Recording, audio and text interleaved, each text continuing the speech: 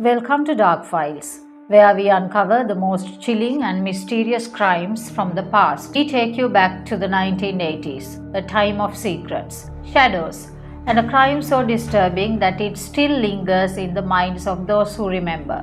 Get ready as we dive deep into another haunting case. Today, we dig deep into a chilling tale that shocked the very core of our society, the tragic crime of Syama, a story filled with twists, intrigue, and betrayal. Syama was murdered. On the morning of February 26, 1984, this shocking news spread across Kegol, leaving the residents in shock and fear. Richard Valentine of Dadigama Mansion and Edith Dadigama had 5 daughters. However, having multiple daughters was never a burden for Richard, as he was a wealthy estate owner. Additionally, he earned extra income as a lawyer. 30 years before Syama was brutally murdered, Richard passed away, leaving behind his wife and daughters. His wife Edith died 13 years later. After their mother's death, the unmarried Syama and her 2 unmarried sisters were left alone in the Dadigama mansion.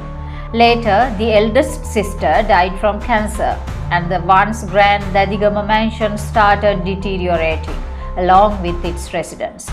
The primary reason for this was the Land Reform Act of 1972, which limited the amount of land an individual could own to 25 acres.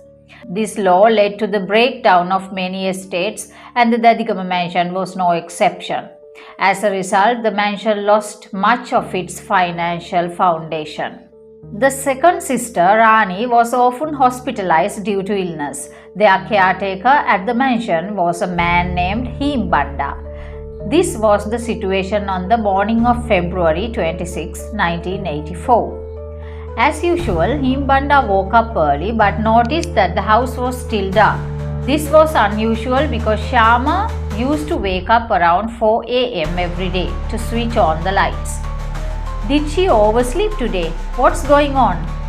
Even after an hour and a half, there was no sign of Syama waking up. Growing concerned, Himbanda walked around the mansion and knocked on her bedroom window. No response. Panicked, he ran to the neighbor's house. He then called Alex Dadigama, who was Syama's uncle by relation but was married to her younger sister, Lalani. Since Alex was responsible for the 2 unmarried sisters, he immediately instructed Himbanda to go back and check again. Following his instructions, Himbanda hurried back to the mansion. This time, he noticed that the front door was slightly open and the key was hanging from the inside. With a racing heart, Himbanda stepped inside and went towards Syama's bedroom. The wardrobe was open. The clothes were scattered everywhere. He looked around in shock. What he saw left him frozen in fear. Syama was lying on the floor. The lower part of her body was uncovered. A stream of blood had flowed between her legs. A cloth was tightly wrapped around her neck.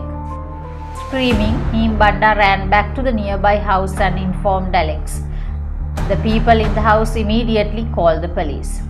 Kegol's Police Criminal Investigation Division officer in charge, Inspector Mahinda Jayavira, along with the police team, rushed to the Dadigama mansion.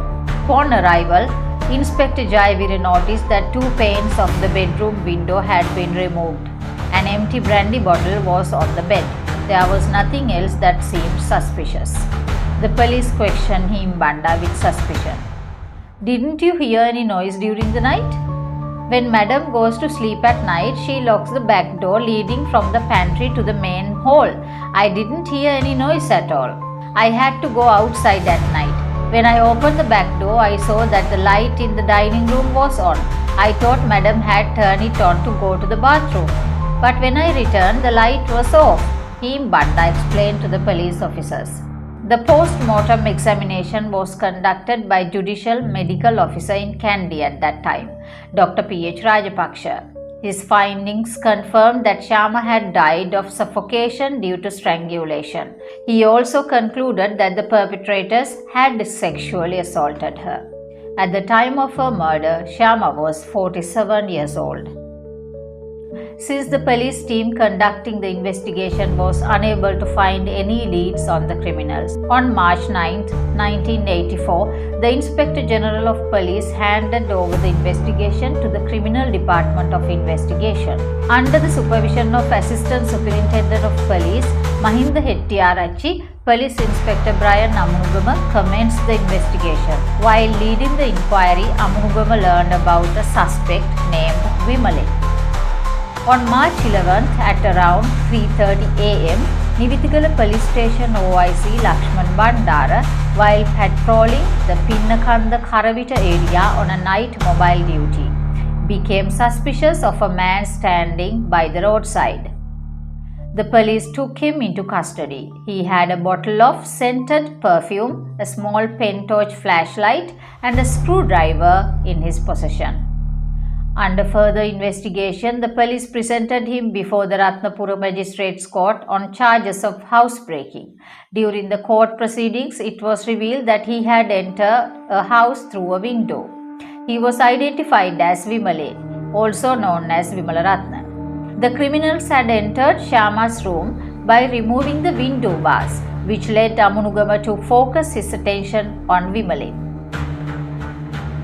On June 11th, Vimale was arrested at the Nittamu bus station after being taken to the 4th floor of the Criminal Investigation of Police Headquarters and subjected to extensive interrogation. The mystery surrounding the murder of Syama Dadigama began to unravel. Vimale revealed that the stolen gold jewellery from the Dadigama mansion had been sold to 2 gold shops in Hettividya and Kegol.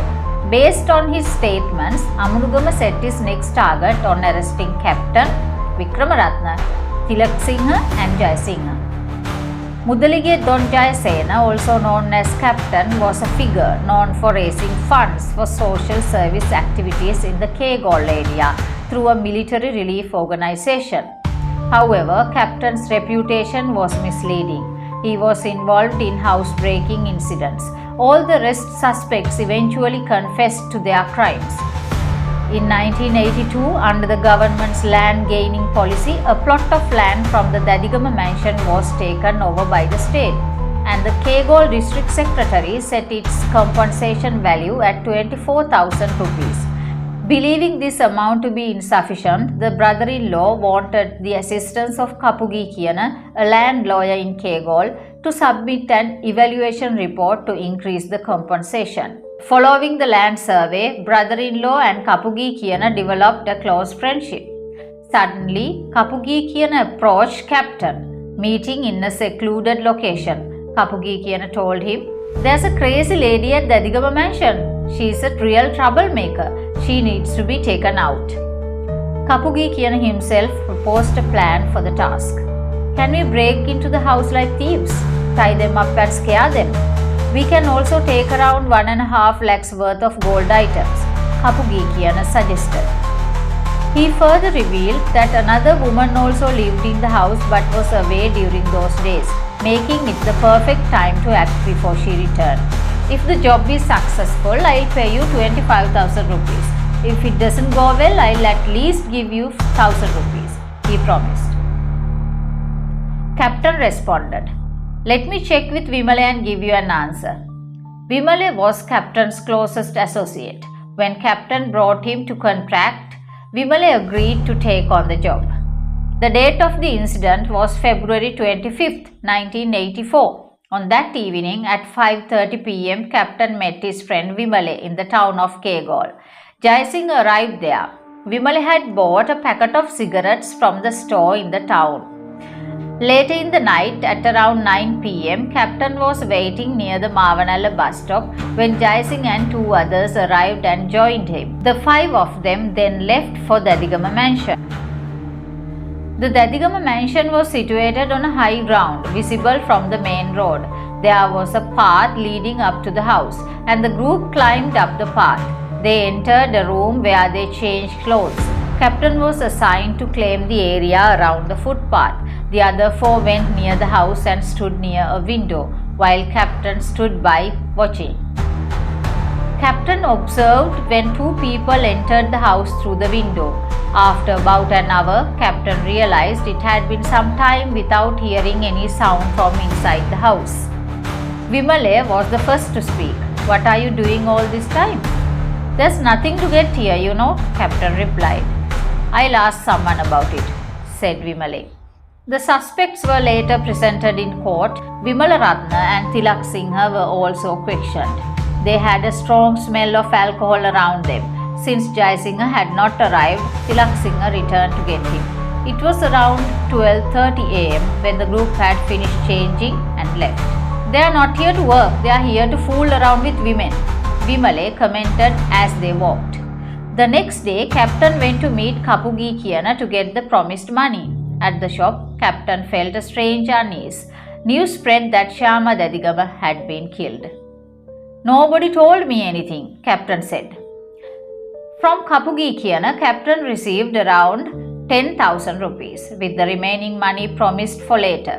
When Captain went to meet Vimale with the money, he handed over the full amount. Vimale returned 5,000 rupees to Captain.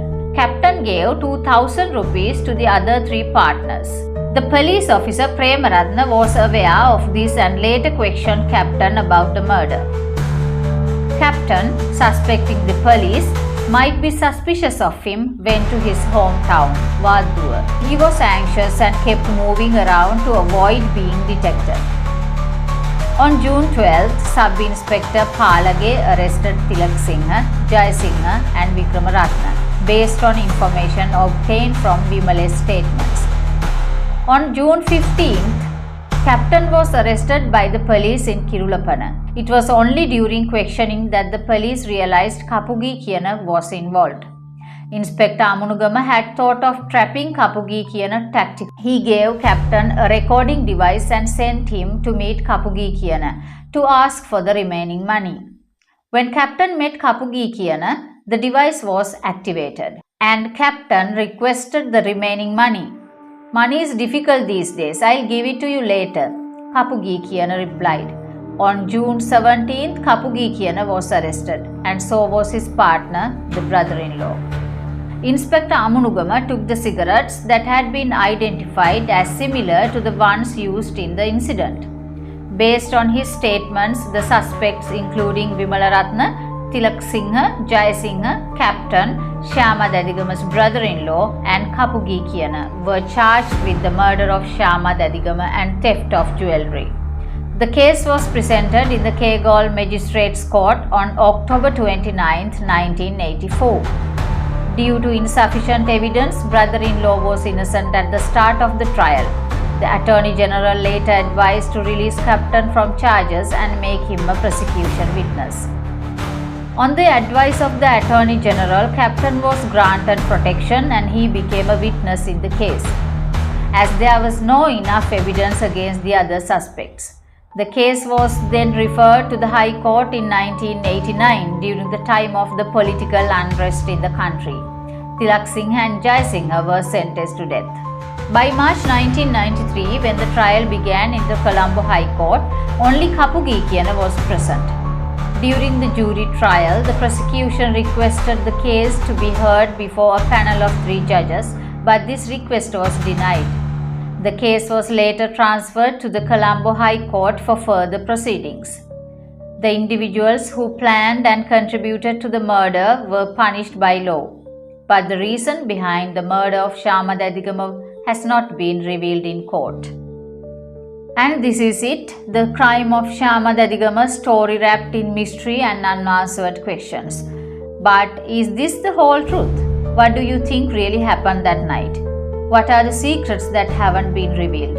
I want to hear your thoughts. If you know any hidden details or if you have heard rumor that tie into this shocking tale, drop them in the comments below.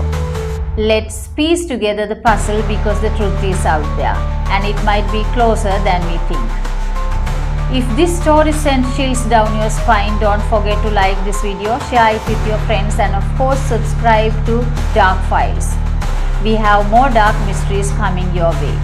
Until next time, stay curious, stay alert and always keep your eyes wide open because the next mystery could be just around the corner.